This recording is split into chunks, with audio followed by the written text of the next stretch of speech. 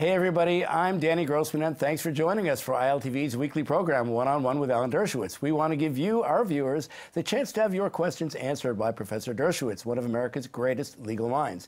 He's a leading expert on criminal and constitutional law, civil liberties, and the Arab-Israeli conflict. Hi, Professor Dershowitz, and thanks for joining us again. Thank you. Well, I know you'll be delighted, as we are, to have as your special guest today one of Israel's leading journalists, Dana Weiss. Besides hosting Channel 2's Saturday Evening News with Dana Weiss, which stands out as Israel's most watched news program with the highest rating, Dana serves as Channel 2's chief political analyst. Dana first joined the Channel 2 in 1993 as its legal affairs correspondent and has hosted its major magazines like Meet the Press, and has covered every major story in the last 25 years in Israel. So it's no wonder she's regarded as one of Israel's most trusted and decorated journalists. She also I'm honored to have her on the show. I remember with great fondness her interview of me before I spoke at Tel Aviv University several years ago, and she is a tough interviewer and a terrific journalist. Alan, Danny, thank you so much for having me. It's a great honor for me to be here on this show. Well, I'm sure we'll get into it. And Alan, I want to warn you, I told Dana today is not an interview. This is a dialogue between the two of you. So there are no holds barred. You're on an equal playing field. And remember, Dana has two law degrees of her own, so you're not going to meet an easy customer here. No, okay? no, I'm not. I defer for Professor Dershowitz's expertise. Yeah, that's good. I'm more a journalist than a lawyer. Yeah, but you know what? I wish I were half the journalist and a quarter of the lawyer you were. So let's get started. Dana, this is not an interview, like we say, so we want to start the dialogue between you and Alan by discussing one of the most important issues that dominates any discussion of freedom of speech, the public's right to know, and the way modern democracies work. It's captured in a term which has been made famous by U.S. President Donald Trump, but has been copied by leaders everywhere, including our own Prime Minister Netanyahu. So let's take a look. The fake news. Fake news. Fake news. Fake news. Fake news. The fake news.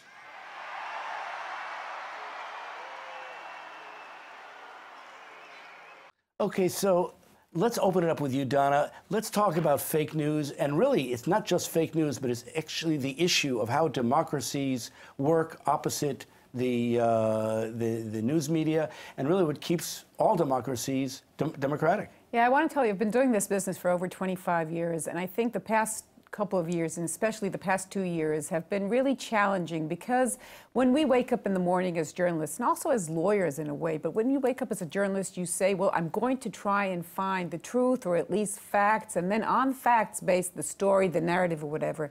And now we're living in this era where facts don't matter, or there are parts of the political system who say, let's leave facts aside. Let's deal with belief, with thought, with anything but facts. And that's very hard to do. And I think the sister phrase of fake news is alternative truth. And both of them are challenging the way we make up our minds, the way we decide who's good and who's bad, the way we decide how to vote eventually. And if you add that to this ecosystem of the social media, that's very troubling. Yeah. Look, I agree completely. We live in the world of Groucho Marx, who once said, who are you going to believe, me or your lying eyes? Today, truth is a function of identity politics. Believe all women who accuse men of sexual assault. Never believe white men. They don't tell the truth.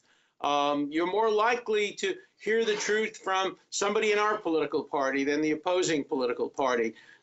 We've substituted identity politics and identity ideology for actual truth. Look, great journalists, and our guest today is a great journalist in the tradition of Walter Cronkite. When Walter Cronkite reported, everybody trusted him because Walter Cronkite didn't even vote.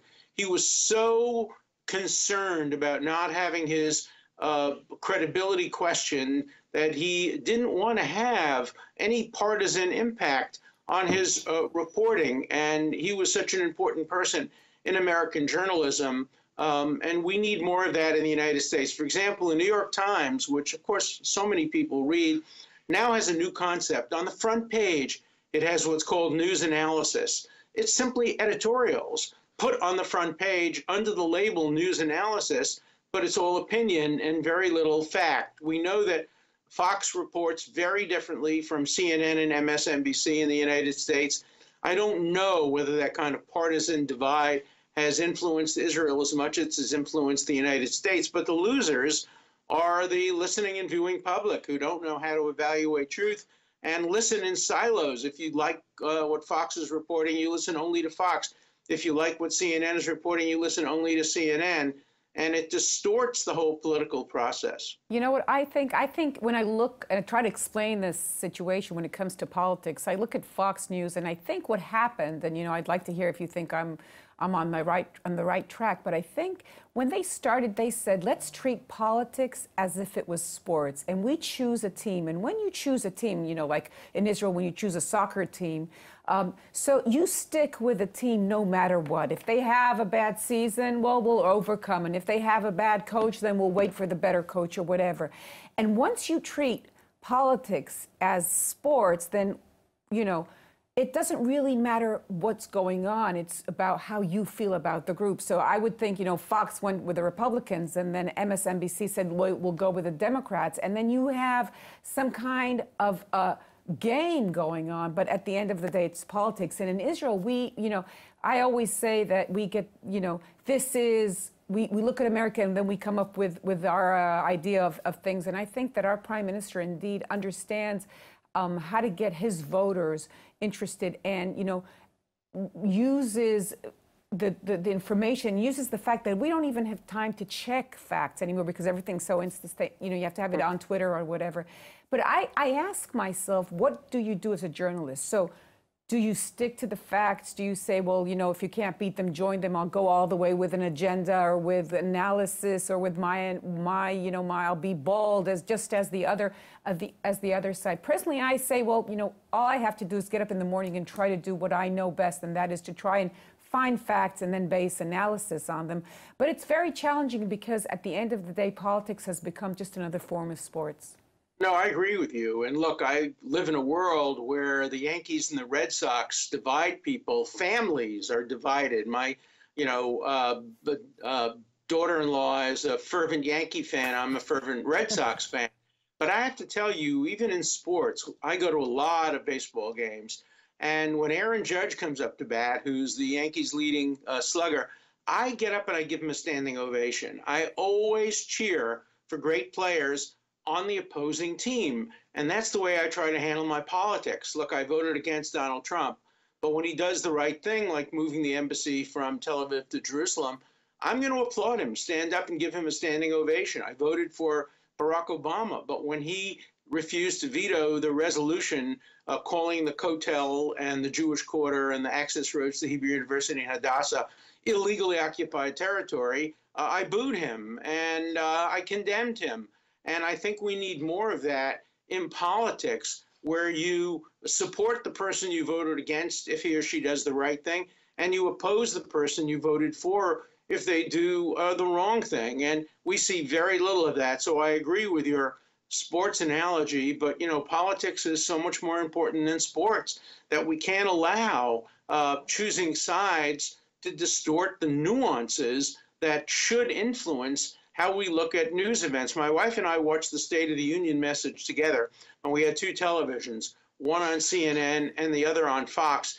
And it was as if there were two different speeches. We heard the same speech, but Fox reported it one way and CNN reported it the other way. And it's amazing because everybody saw the speech, and yet Fox and CNN could get away with reporting it as if it were two different speeches. But the problem is that today people live in an ecosystem where they only hear what they want to hear, because on Facebook, they make sure that you find and see the news feed that is just right for you, your friends or people who think like you. You watch television on the channel that that will tell you what you want to hear. And part of being a democracy, or part of of course, it comes from the adversary system and law, but you have to hear the other side. And I think today we don't listen to the other side, and we don't have opportunities to listen to the other side. And I'm speaking for Israel, but I think it's been so partisan and so divided. political discourse that if you're against us or if you say something against us, that you're ruled out, you're vetoed. We don't want to hear you. And I think something about listening to the other side, we're losing that because we live in an ecosystem where they tell us just what we want to hear. Well, I think that's right. And I think that it leads toward developing kind of totalitarian mind, that you only want the facts that appeal to you so that you can then act on it politically. There's an MIT person named Nicholas Negroponte who does have a totalitarian mind and who wanted to develop some years ago a website where you only get the news that supports your political view, called mynews.com or something like that, where you don't get to read material that would make you uncomfortable. And we're hearing that in the totalitarian mindset on extreme leftists and extreme right-wing people, particularly left-wing people today on university campuses. They don't want to hear alternative points of view. They want trigger warnings. If you're going to say something that offends them, they don't want to be there. They want to be out of the room. That happened to me this year on Martha's Vineyard, led by people like Negroponte, who wanted trigger warnings. They wanted to know when I was going to be somewhere because they didn't want to confront me, because they didn't like the views I was expressing. Although I'm a strong supporter of Hillary Clinton and a Democrat, I was opposed to impeaching Donald Trump, and they just didn't want to hear those views. And I hear that more and more and more, particularly by young, hard left people on university campuses and faculty members on university campuses. They want to censor speech they don't agree with. They want to boycott speakers they don't agree with. I've experienced that. I went to Colgate University to speak. Students walked out on me. I went to Johns Hopkins University. Students walked out because of my pro-Israel, centrist pro-Israel views.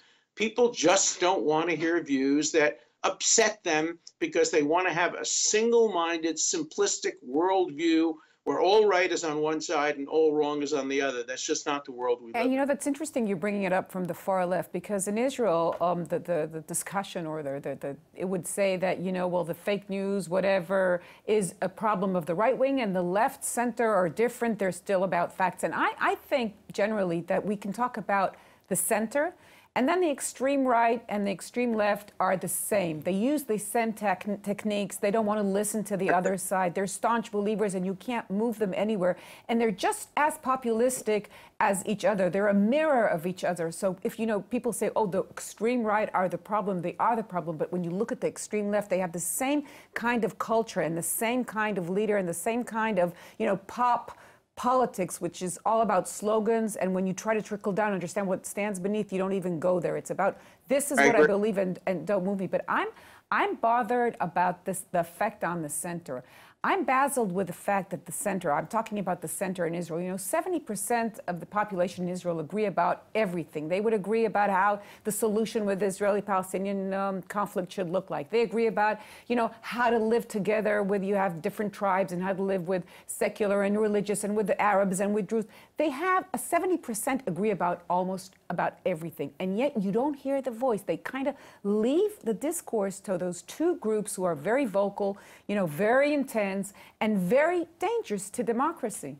No, I agree with you. And when I make the case for Israel on university campuses, I make what I call the 80% case. I make the case where every decent person should agree Israel's right to exist as the nation state of the Jewish people, Israel's right to defend itself by proportional means, Israel's contribution to the world in 70 years, opposition to boycotting only Israel, only the nation state of the Jewish people. I stay away from the 20% that legitimately divide any democracy. And I completely agree that the extreme right and the extreme left suffer from the same malady. They know the whole truth and they don't have to hear any opposing point of view.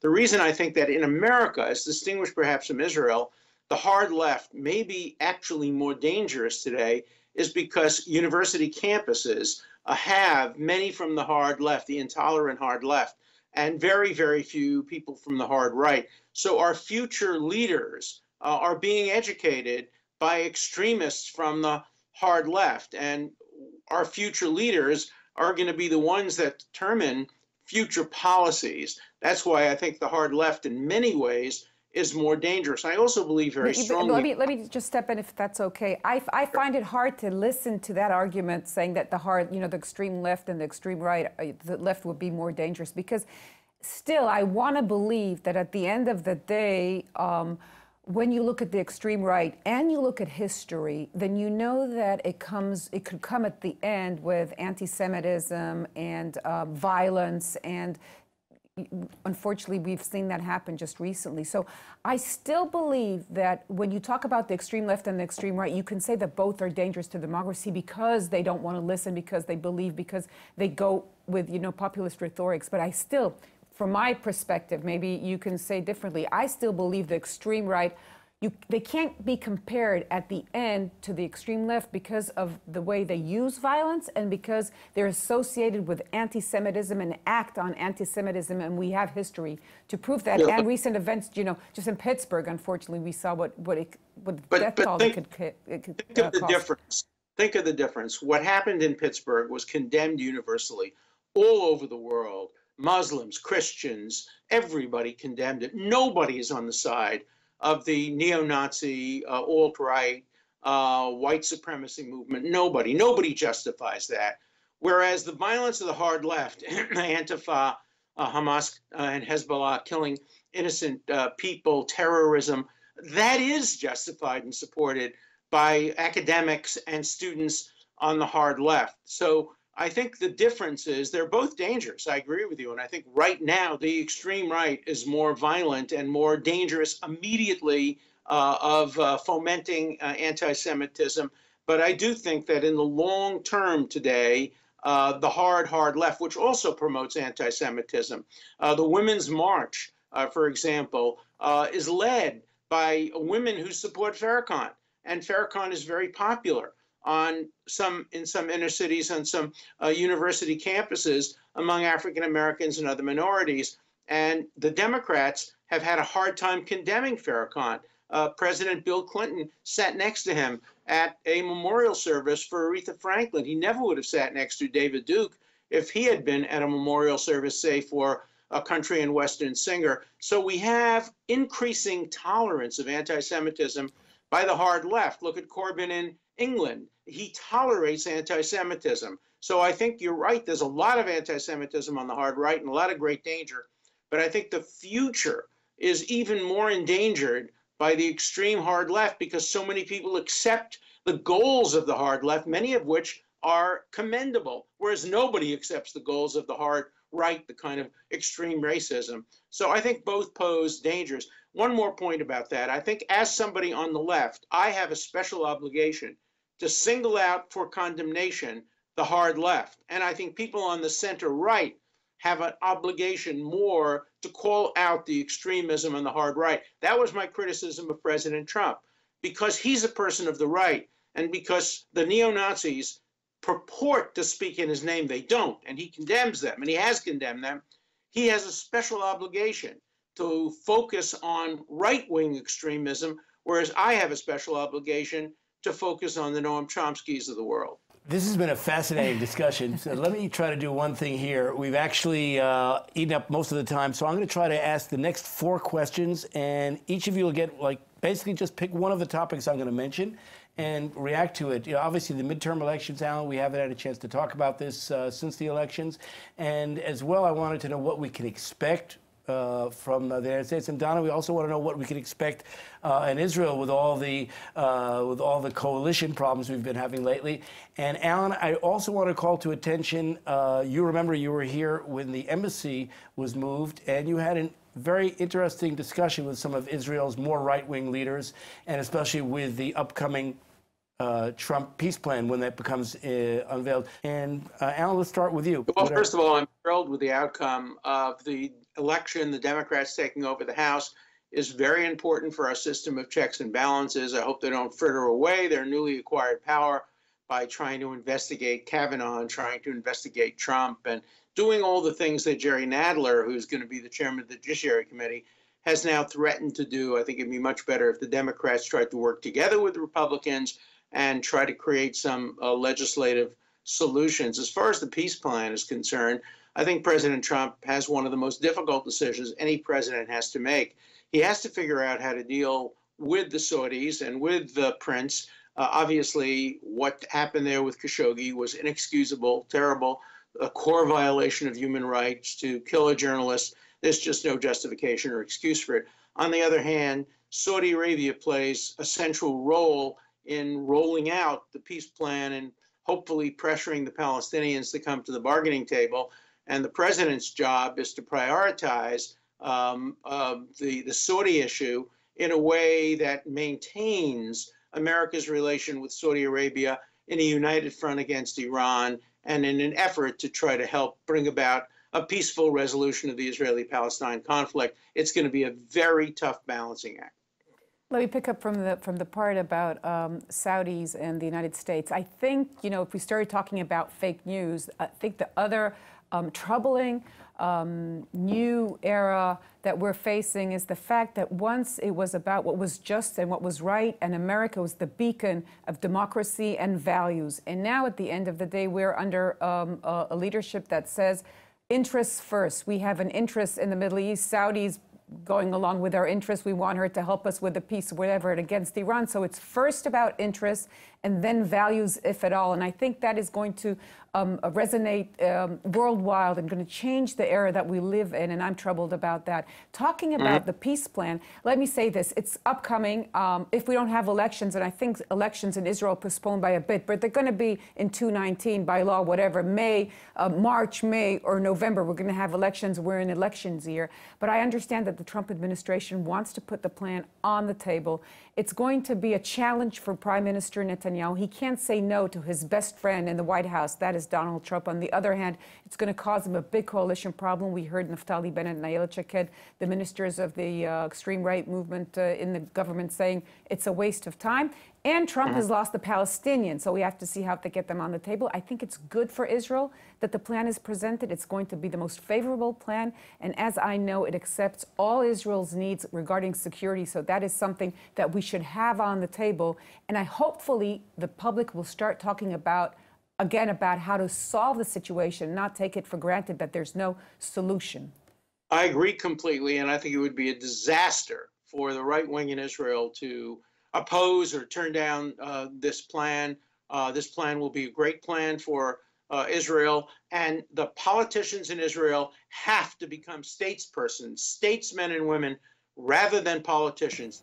Again, thanks, Alan. That's all the time we have for today. By the way, I do have one thing, Alan, and I actually, listening to you earlier, I actually have my own theory as to why you do get up respectfully when Aaron Judge comes to the plate. I think after 50 years of teaching law at Harvard Law School, you're used to standing up when a judge enters the playing field. I stand up for any great Yankee or any great player of any other team because I admire talent and I admire, great ball players. That's terrific. Well, Alan, that's all the time we have for today. So I want to thank you. And I'd also like to thank our special guest, of course, Donna Weiss. Thank you. It was a pleasure to be here. Great. And if you'd like Professor Dershowitz to answer your questions, go to iltv.tv or our Facebook page and submit them. And we'll see you again next week.